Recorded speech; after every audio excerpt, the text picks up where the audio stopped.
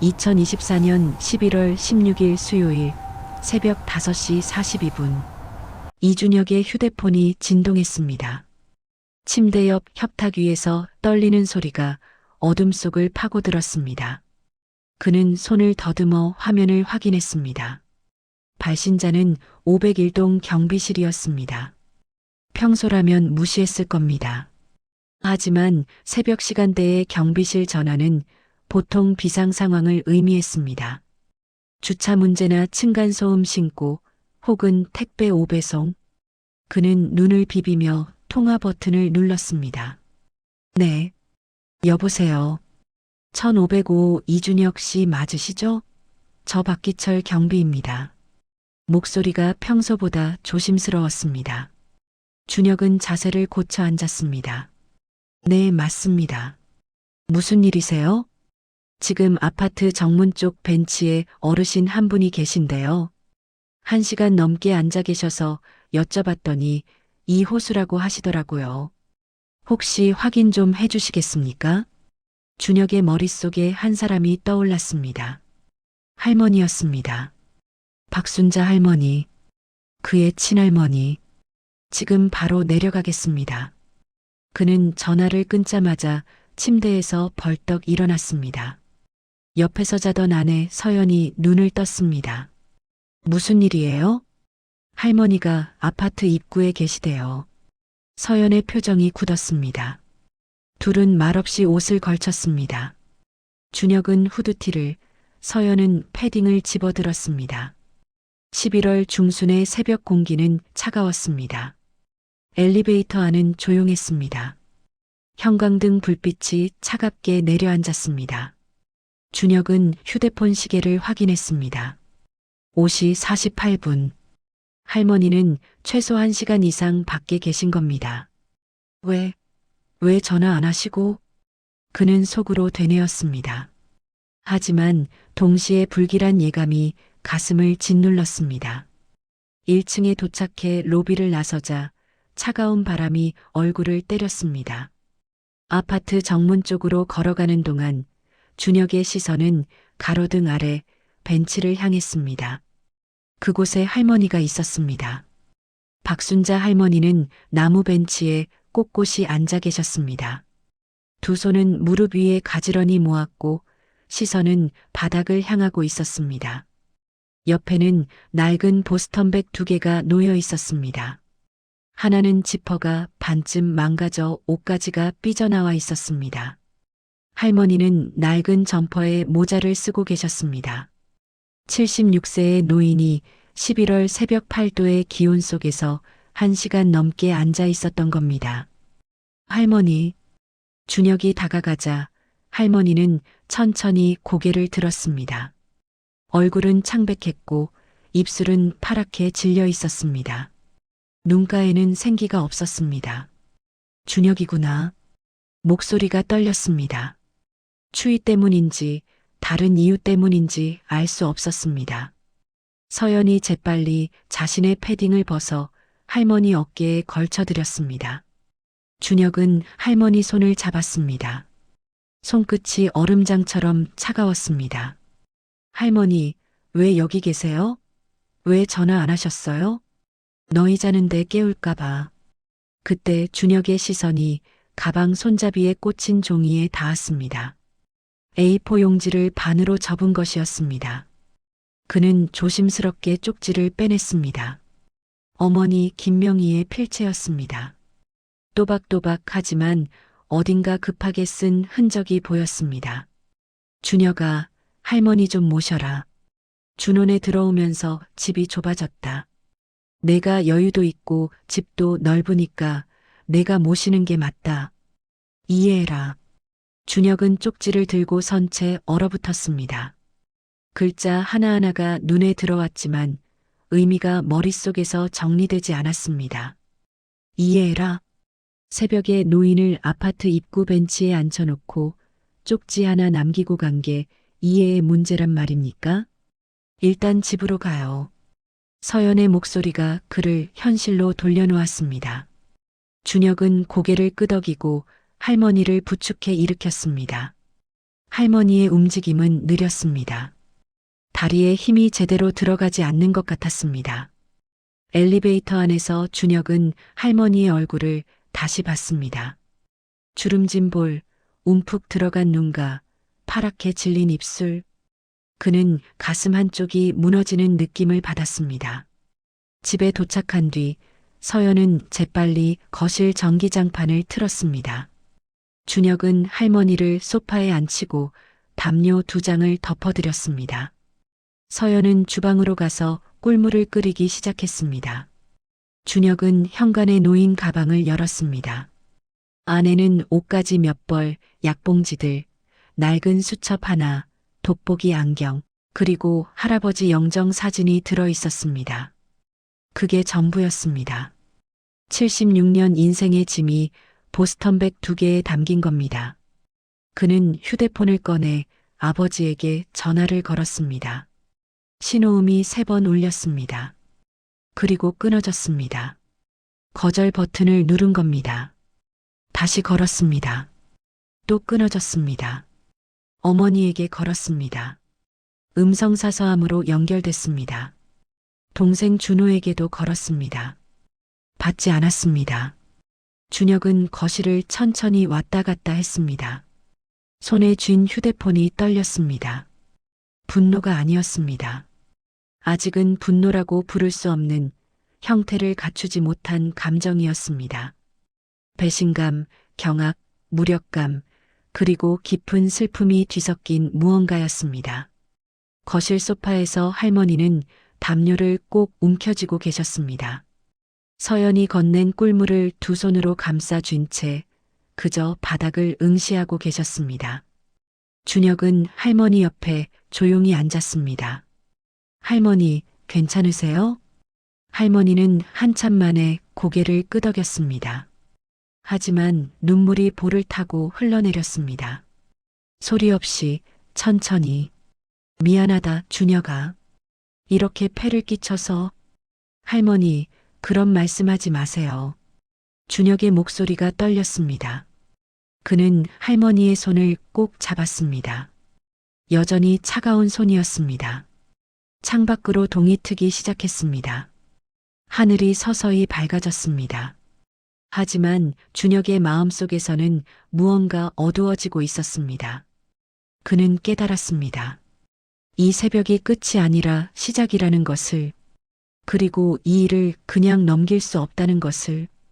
오전 9시 준혁은 다시 전화를 걸었습니다. 이번에는 아버지가 받았습니다. 3번째 신호음이 끝날 무렵이었습니다. 왜? 한 단어였습니다. 인사도 여유도 없는 목소리였습니다. 아버지, 지금 집에 계세요? 그래. 왜? 지금 가겠습니다. 할머니 일로 얘기할 게 있어서요. 할 얘기 없다. 내가 모시면 되잖아. 아버지, 새벽에 할머니를 밖에 앉혀두고 가신 거 아세요? 알지. 내가 데려다 뒀는데. 준혁은 숨을 1번 크게 들이마셨습니다. 진정하려고 애썼지만 목소리는 떨렸습니다. 그게 정상이라고 생각하세요? 정상 아니면 뭐냐? 내 집 앞에 모셔다 드린 거지. 전화 한 통 없이요? 새벽 5시예요?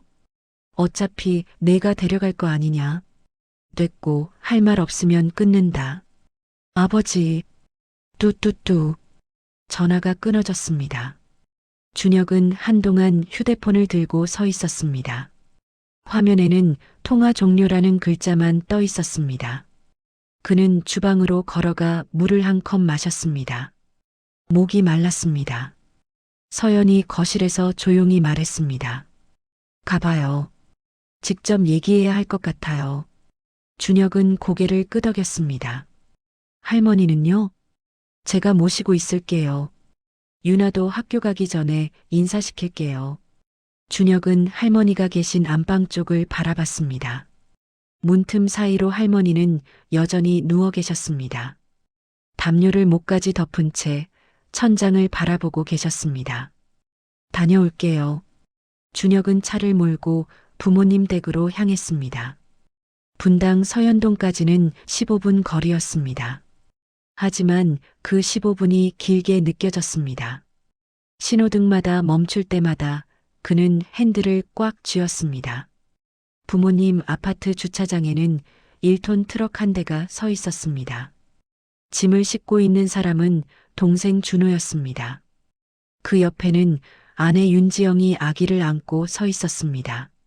준혁이 차에서 내리자 준호가 손을 멈췄습니다.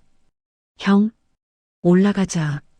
준혁의 목소리는 낮았지만 단호했습니다. 준호는 윤지영과 눈빛을 교환하더니 고개를 끄덕였습니다. 현관문을 열고 들어가자 아버지 이철수는 거실 소파에 앉아 있었습니다. 신문을 보고 있었습니다. 어머니 김명희는 주방에서 설거지를 하고 있었습니다. 평범한 아침 풍경이었습니다. 마치 아무 일도 없었다는 듯. 새벽에 할머니를 우리 집 앞에 두고 가셨죠. 준혁은 인사를 생략했습니다. 아버지가 신문을 내려놓으며 그를 쳐다봤습니다. 그래, 데려다 드렸지. 왜 전화 안 하셨어요? 너 안 받을 줄 알았으니까. 그래서 몰래 데려다 놓으신 거예요? 몰래? 내 집 앞에 모셔다 드린 건데 무슨 몰래냐? 준혁은 믿을 수 없다는 표정으로 아버지를 봤습니다. 어머니가 주방에서 나오며 말을 이었습니다. 준혁아, 우리도 어쩔 수 없었어. 준호네가 들어오는데 방이 없잖아. 할머니 방을 아기 방으로 써야 되니까. 그럼 먼저 상의를 하셔야죠. 상의하면 내가 싫다고 할 거 아니야. 그래도 말은 해야 하는 거 아닙니까? 결과는 똑같잖아. 어차피 내가 모실 거니까. 준혁은 입을 다물었습니다. 어머니의 논리는 단순했습니다. 결과가 같으면 과정은 중요하지 않다는 것이었습니다. 할머니가 새벽에 밖에서 1시간 넘게 앉아 계셨어요. 팔도 날씨예요. 그래서 내가 모셨잖아. 잘 됐네. 아버지의 말이었습니다. 준혁은 주먹을 꽉 쥐었습니다. 아버지, 지금 농담하시는 겁니까? 농담? 난 진지하다. 내 할머니 내가 모시면 되지. 뭐가 문제냐? 문제는 방식이에요. 새벽에 연락도 없이 노인을 밖에 앉혀두고 가는 게 정상입니까? 야, 목소리 낮춰라. 준호가 뒤에서 끼어들었습니다. 형, 오버하지 마. 할머니 형한테 간 거 맞잖아. 우리 애 키우느라 힘든데 할머니까지 모시면 어떻게 해? 준혁은 천천히 동생을 돌아봤습니다. 너희가 왜 이사 오는데? 그게 무슨 상관이야? 사업 망해서 집 빼줘야 돼서 오는 거 아니냐? 그럼 너희가 다른 데 알아봐야지. 왜 할머니를 내보내? 형, 그건 호텔에서 며칠 지내든지 월세 알아보든지 할 수 있잖아. 준호의 얼굴이 굳었습니다. 윤지영이 아기를 안은 채 조용히 말했습니다. 오빠, 저희도 형편이 어려워서 그래요. 돈 쓸 데가 너무 많아요. 그래서 할머니를 내보낸 게 해결책이에요? 우리도 어쩔 수 없었어요. 준혁은 한숨을 쉬었습니다. 모두가 같은 말을 했습니다. 어쩔 수 없었다. 하지만 어쩔 수 없는 건 없었습니다. 선택지는 있었습니다. 다만 그들은 가장 쉬운 길을 택했을 뿐이었습니다. 할머니 통장에서 매달 얼마씩 빼가셨어요? 준혁의 질문에 거실이 조용해졌습니다. 어머니의 표정이 굳었습니다. 그건 생활비야. 영수증 있어요? 뭐? 할머니 생활비로 쓰셨다면 영수증이 있어야죠. 의료비, 식비, 공과금. 있으세요? 아무도 대답하지 않았습니다.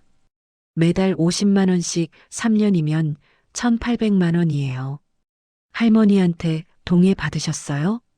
아버지가 소파에서 일어났습니다. 야, 이 자식아. 지금 부모한테 대드는 거냐? 대드는 게 아니라 묻는 겁니다. 우리가 내 할머니 평생 모셨다. 그 돈 쓸 자격 있어. 자격이요? 할머니 돈인데요? 같이 사는 식구가 쓰는 게 뭐가 문제냐? 아버지의 목소리가 높아졌습니다. 준혁은 한 발짝 물러섰습니다. 그는 아버지의 환한 얼굴을 오랜만에 봤습니다. 어릴 적 숙제 안 했을 때, 성적표 숨겼을 때 보던 그 얼굴이었습니다. 아버지, 전 그냥 할머니를 제대로 모시고 싶을 뿐입니다. 그럼 조용히 모셔. 우리한테 와서 따지지 말고. 아버지도 할머니 아들이잖아요. 책임이 있으시잖아요. 내 책임은 다 했어. 30년 넘게 모셨다. 이제 내 차례야. 준혁은 더 이상 말이 나오지 않았습니다. 아버지의 논리는 단순했습니다. 나는 했으니 이제 내 차례였습니다. 할머니는 돌려막기 해야 하는 짐이었습니다. 그는 천천히 몸을 돌렸습니다. 알겠습니다. 할머니는 제가 모시겠습니다. 그래, 그렇게 하면 되지. 어머니가 안도하는 목소리로 말했습니다. 근데 이 일은 그냥 넘어가지 않을 겁니다. 준혁의 말에 거실이 조용해졌습니다. 아버지가 미간을 찌푸렸습니다. 뭐? 법적으로 문제 삼을 겁니다. 뭐라고? 노인학대로 신고하겠습니다. 순간 공기가 얼어붙었습니다. 준호가 황급히 나섰습니다. 형, 미쳤어? 부모를 신고한다고? 부모라면 이런 짓 안 하셨겠죠. 아버지가 다가왔습니다. 얼굴이 새빨개져 있었습니다. 당장 나가. 이 불효자식아. 가겠습니다. 준혁은 현관으로 걸어갔습니다. 뒤에서 어머니의 목소리가 들렸습니다. 준혁아, 내가 정말 그럴 거야? 그는 대답하지 않았습니다. 문을 열고 나갔습니다. 복도에 나서자 차가운 공기가 얼굴을 스쳤습니다. 엘리베이터 안에서 그는 거울에 비친 자신을 봤습니다. 창백한 얼굴, 굳은 표정, 떨리는 손. 그는 자신이 방금 무슨 말을 했는지 알고 있었습니다. 부모를 신고한다. 한국 사회에서 그것이 무엇을 의미하는지도 알고 있었습니다. 불효자라는 낙인, 주변의 시선, 가족의 단절. 하지만 그는 선택했습니다. 차에 오르자마자 그는 핸들에 이마를 기댔습니다. 한참을 그렇게 있었습니다. 그리고 천천히 시동을 걸었습니다. 집으로 가는 길, 그는 한 가지를 깨달았습니다. 이제 돌이킬 수 없다는 것을, 그리고 그것이 옳은 일이라는 것을. 2부에서 이어집니다.